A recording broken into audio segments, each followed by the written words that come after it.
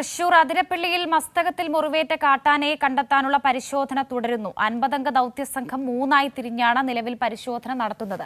രാവിലെ ആനയുടെ സാന്നിധ്യമുണ്ടെന്ന് സംശയിച്ചിരുന്ന മുനിത്തടത്ത് ആനയെ കണ്ടെത്താനായില്ല. 3 കിലോമീറ്ററോളം വനത്തിനുള്ളിലാണ് നിലവിൽ പരിശോധന നടത്തുന്നത്. പരിശോധനയിൽ മറ്റു കൊമ്പന്മാരെ കണ്ടെത്താൻ സാധിച്ചില്ലെങ്കിലും മുറിവേറ്റ ആനയെ കണ്ടെത്താനായിട്ടില്ലെന്ന് വനം വകുപ്പ് അധികൃതർ അറിയിച്ചു. എന്നാൽ ആനയെ ഇതുവരെയും കണ്ടെത്താനാകാത്തതിനാൽ ഇന്ന് മയക്കുവെടിവെച്ച് ചികിത്സ നൽകാനാവില്ലെന്നാണ് നിഗമനം. ആനയെ കണ്ടെത്തിയാൽ തന്നെ പ്രത്യേക നിരീക്ഷണം ഏർപ്പെടുത്തും. വിവരങ്ങളുമായി ശരത് ഓങ്ങല്ലൂർ കൂടി ചേരുന്നുണ്ട്. ശരത്ത്, 50 പേരടങ്ങുന്ന സംഘം 3 സംഘങ്ങളായി തിരിഞ്ഞുള്ള തിരച്ചിലാണ്. വിവരങ്ങൾ.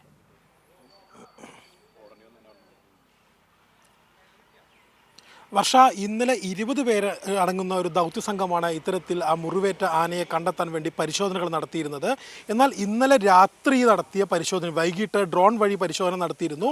ഡ്രോൺ ഉപയോഗിച്ച് പരിശോധന നടത്തിയിരുന്നു. അതിൽ ഫലം കാണാത്തതിനെ തുടർന്ന് താൽക്കാലികമായി ദൗത്യം അവസാനിപ്പിച്ചിരുന്നു. അതിനുശേഷം ഇന്നലെ രാത്രി ഉദ്യോഗസ്ഥ തലത്തിൽ കാടിനകത്ത് പരിശോധന നടത്തിയെങ്കിലും കണ്ടെത്താനായില്ല. ഇതിൻ്റെ അടിസ്ഥാനത്തിലാണ് ഡോക്ടർ അരുൺ സക്രിയ ഇന്ന് തൻ്റെ ദൗത്യസംഘം വിപുലീകരിച്ചത്. 50 അംഗ ദൗത്യസംഘവുമായിട്ടാണ് കാടിന് 3 കിലോമീറ്റർ ഉള്ളിലെത്തി അദ്ദേഹം പരിശോധന നടത്തിയത്. ഈ മുനിത്തടം എന്ന് പറയുന്ന സ്ഥലത്ത് രാവിലെ കാട്ടാനയെ കണ്ടു എന്ന രീതിയിലൊരു അഭ്യൂഹമുണ്ടായിരുന്നു, അല്ലെങ്കിൽ കാട്ടാനയുടെ സാന്നിധ്യം ഉണ്ടായിരുന്നു. അതിൻ്റെ അടിസ്ഥാനത്തിലാണ് പരിശോധനയ്ക്കായിട്ട് അങ്ങോട്ട് നീങ്ങിയത്. എന്നാൽ അവിടെ നടത്തിയ പരിശോധനയിൽ അവിടെ ഇത്തരത്തിൽ മസ്തകത്തിൽ മുറിവേറ്റ നിലയിൽ കാട്ടാനയെ കണ്ടെത്താൻ സാധിച്ചിട്ടില്ല. അതിനെ തുടർന്ന് ഡ്രോൺ ഉപയോഗിച്ചുള്ള പരിശോധനകൾ കൂടി ഉച്ചയ്ക്ക് ഒരു 12 മണിയോട് കൂടി ആരംഭിച്ചിട്ടുണ്ട്. ഏതാണ്ട് വനം വകുപ്പ് അധികൃതർ ഇപ്പോൾ നൽകുന്ന സൂചന, ഇപ്പോൾ ആനയെ കണ്ടെത്തിയാൽ പോലും മയക്കുവെടി വെച്ച് മറ്റു ചികിത്സകളിലേക്ക് കടക്കാൻ ചില പ്രായോഗിക ബുദ്ധിമുട്ടുണ്ട് എന്നാണ് പറയുന്നത്. കാരണം ഇത് ഉൾക്കാട്ടിലാണ് ഇത്തരത്തിൽ ആനയെ ഇപ്പോൾ പരിശോധന നടത്തുന്നത്, അല്ലെങ്കിൽ ആനയെ തെരച്ചിൽ നടത്തുന്നത്. സ്വാഭാവികമായിട്ടും കണ്ടെത്തിക്കഴിഞ്ഞാൽ ആന മയക്കുവെടി വെച്ച് കഴിഞ്ഞാൽ എങ്ങോട്ട് പോകും എന്നതിനകത്ത് ഒരു വ്യക്തത കുറവുണ്ട്. ഇനി നേരം ഇരുട്ടുന്നൊരു സാഹചര്യം വന്നു കഴിഞ്ഞാൽ മറ്റു രീതിയിലുള്ള ചികിത്സ നടത്തുക എന്നുള്ളത് പ്രായോഗികമല്ല ഉൾക്കാട്ടിനകത്ത്.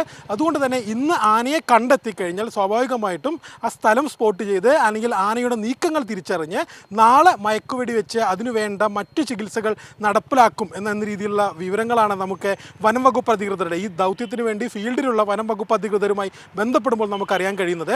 ഏതാനും ദിവസങ്ങളായിട്ട് ഇത്തരത്തിൽ മസ്തകത്തിൽ മുറിവുമായി പഴുത്ത നിലയിൽ, അതിൽ നിന്ന് പഴുപ്പ് പുറത്തു വരുന്ന നിലയിൽ ആനയെ പ്രദേശത്ത് കാണുന്നുണ്ട്. അതിൻ്റെ അടിസ്ഥാനത്തിലാണ് മിനിഞ്ഞാന്ന് രാത്രിയോട് കൂടിയിട്ട് ഈ ചീഫ് വൈൽഡ് സർജനായിട്ടുള്ള ഡോക്ടർ അരുൺ സക്രിയ ഇവിടെ എത്തിയത്.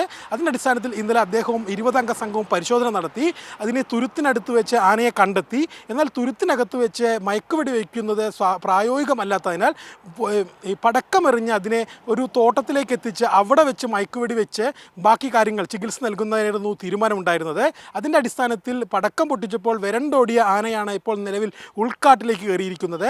ഇന്നലെ ഉൾക്കാട്ടിലേക്ക് വരണ്ടോടിയ ആനയെ ഇതുവരെ കണ്ടെത്താൻ കഴിഞ്ഞിട്ടില്ല. ഇന്നലെ അതുമായി ബന്ധപ്പെട്ടുകൊണ്ട് പരിശോധനകൾ വൈകിട്ട് രാത്രി വരെ തുടർന്നിരുന്നു. വൈകിട്ട് 4 മണിവരെ ഡ്രോൺ ഉപയോഗിച്ച് പരിശോധിച്ചിരുന്നു. അതിനുശേഷം ഫീൽഡിൽ ഉദ്യോഗസ്ഥരെ വിട്ടുകൊണ്ടുള്ള പരിശോധനകൾ നടന്നിരുന്നു. കാടറിയുന്ന നിരവധി ഉദ്യോഗസ്ഥർ ഇതുമായി ബന്ധപ്പെട്ടുകൊണ്ട് പരിശോധന നടത്തിയിരുന്നു. അതിൻ്റെ അടിസ്ഥാനത്തിൽ കണ്ടെത്തും എന്നൊരു പ്രതീക്ഷ അരുൺ സക്രിയയ്ക്കും മറ്റ് വനം വകുപ്പ് ഉദ്യോഗസ്ഥർക്കും ഉണ്ടായിരുന്നു. എന്നാൽ ഇന്ന് രാവിലെ ഏറ്റും ഇത്തരത്തിൽ കണ്ടെത്താൻ കഴിഞ്ഞില്ല.